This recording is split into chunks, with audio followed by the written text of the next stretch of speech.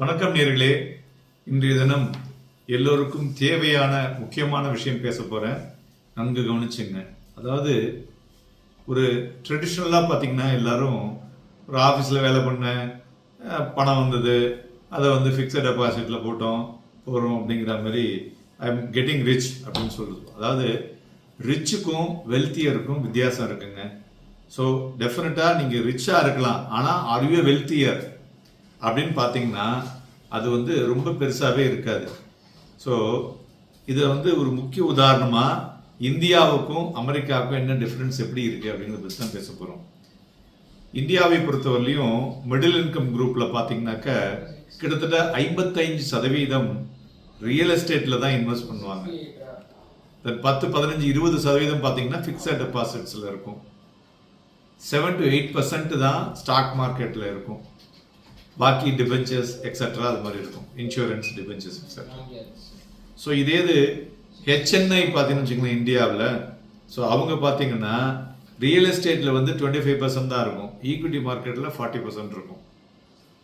So மறுபுறம் அமெரிக்காவில் பார்த்தீங்கன்னாக்கா கிட்டத்தட்ட 55 to 60% they invest in equity. Real எஸ்டேட்னு பார்த்தீங்கன்னா 20% தான் அவங்க வந்து இன்வெஸ்ட் பண்ணுவாங்க. ஸோ அதனால தான் அந்த ரிச்சுங்கிற இடத்துல அவங்க வெல்த்தியராக இருக்காங்க.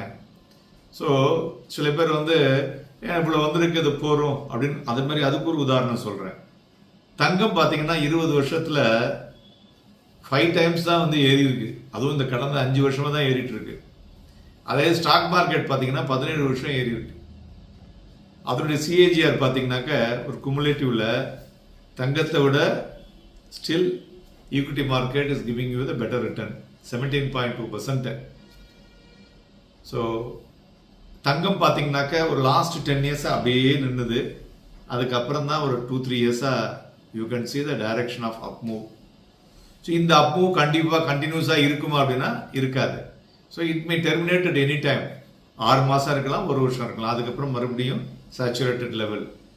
ஸோ அப்படியே நின்றுட்டு இருக்கும், திருப்பி மறுபடியும். இது எப்படின்னாக்க any political uncertainty, geopolitical tensions or economy issues அதேமாரி இருக்கும்போது தான் தங்கத்தில் வந்து அதிகமான ஃபோக்கஸ் வரக்கூடும், அதனால ஏறக்கூடும்.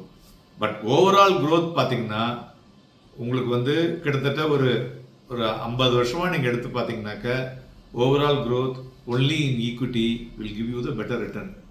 ரியல் எஸ்டேட்டில் வெறும் 5%ங்க 20 வருஷமாக எடுத்து பார்த்தீங்கன்னாக்க. Only on equity more than 17%. So அதனால் direct equity is the best option. Think பண்ணுங்கள். நன்றி, வணக்கம்.